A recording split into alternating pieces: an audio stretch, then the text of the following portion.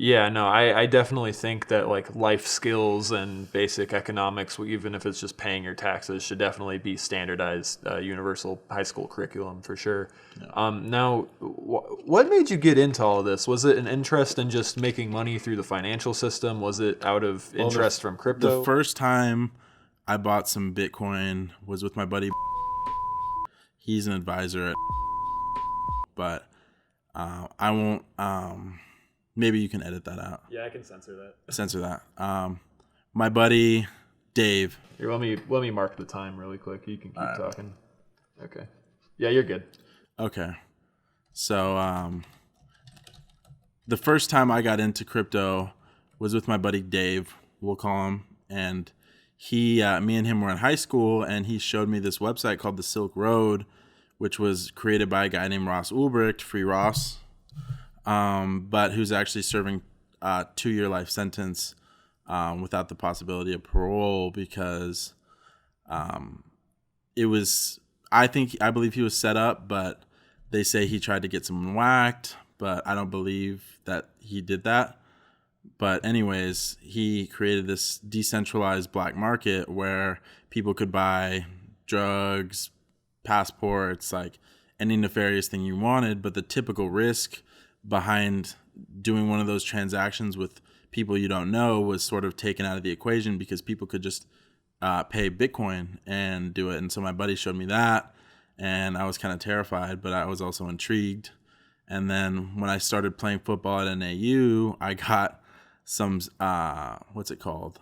Some financial aid, and I bought like 2 Bitcoin, and that's sort of where I became on that journey. And then I came back. I got hurt playing football.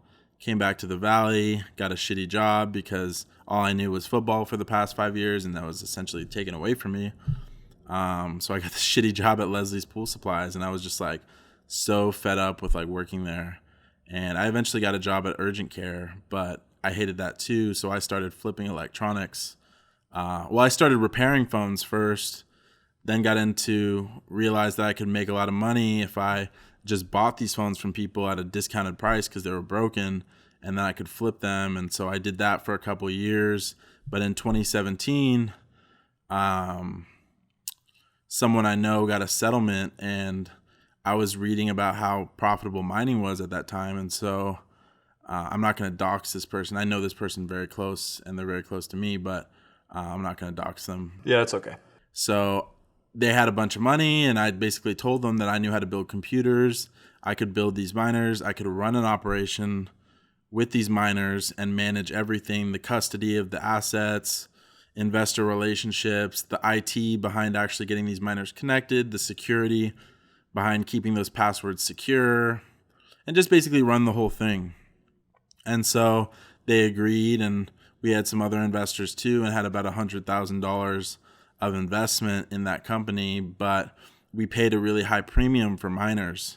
And so we kind of got fucked because Bitmain, the company that was producing these ASICs is what they're called application-specific integrated circuits.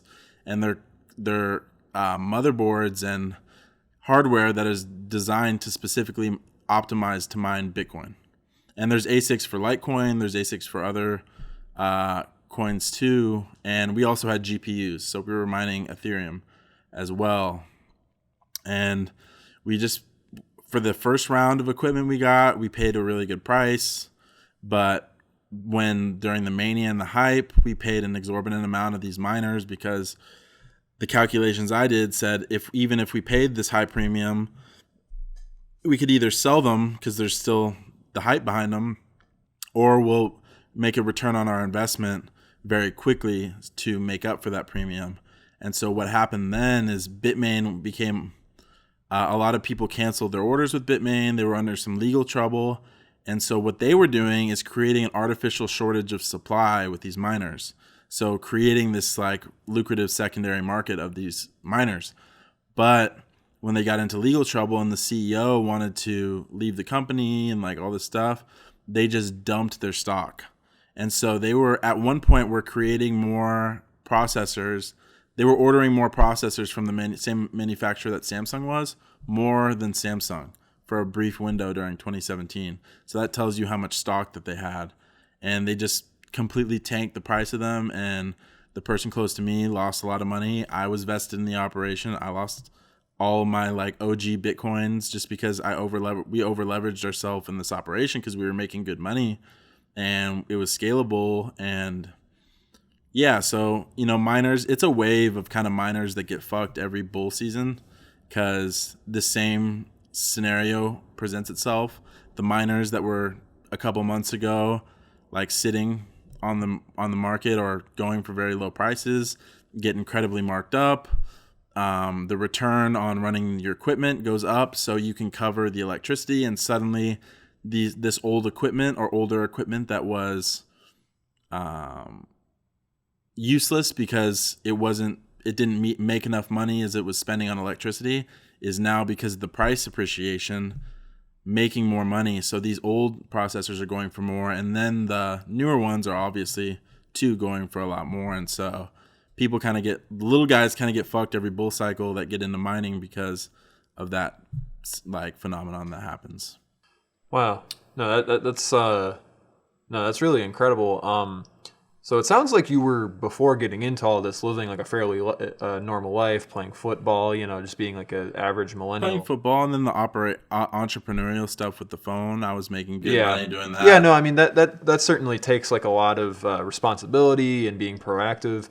That being said, like I can definitely hear the amount of knowledge you have in these subjects, and it also sounds like you guys were making fairly serious and, you know, for lack of better words, adult business agreements with like a major company using a lot of capital.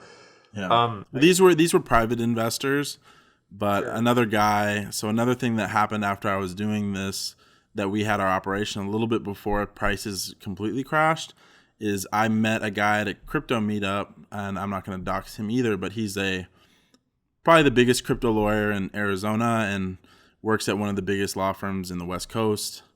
Approached me, or we just started talking. We became friends, and him and his partner had about $500,000 of capital to invest in a mining operation, and I was going to be the chief operating officer, and this other party was going to be the CEO. I wasn't going to have to put up any capital more than the miners that we already had, and I was essentially going to run the operation. It was going to be in Flagstaff. We scouted an application. We started lease agreement stuff, but I ran the numbers as the difficulty there's a metric called the Bitcoin difficulty, and that's essentially how many people are on the network, meaning how difficult it is to mine one Bitcoin in simpler terms. And so I saw the difficulty increasing, which has an inverse relationship with the amount that we make or the dividends that we get from mining. And I saw that we were going to have to operate at a loss for foreseeably, through my financial projections, about 9 months to a year. And me being just a 19-year-old was just like, I don't want to operate at a loss. I don't feel comfortable with that. And it got me worried about the current operation that we had. And so I basically told him, I showed him my projections, and he had similar ones too. And we made the decision not to go through with that company. It was going to be called BitShovel. Yeah, I mean, when I hear all this, it sounds like it would have, for a lot of people, been like a pretty, honestly, nerve-wracking and terrifying experience, like dealing with major contracts and a lot of money and long-term plans, 9 months to a year. I mean, were you like just having like tons of anxiety? Like how? Yeah, man, my mental health is definitely a low point in my mental health, and just my own perceived value of myself. After I had lost some people some money, I went into a depressive state probably for about a year or two and wasn't actively trading. Just was in a funk, man. Yeah. And I think 2020, or when I got COVID like 4 months ago, I was at the lowest place. I had broken up with my ex, or we had broken up, whatever you want to call it. And we were together. She was with me through all that, and the mental health too.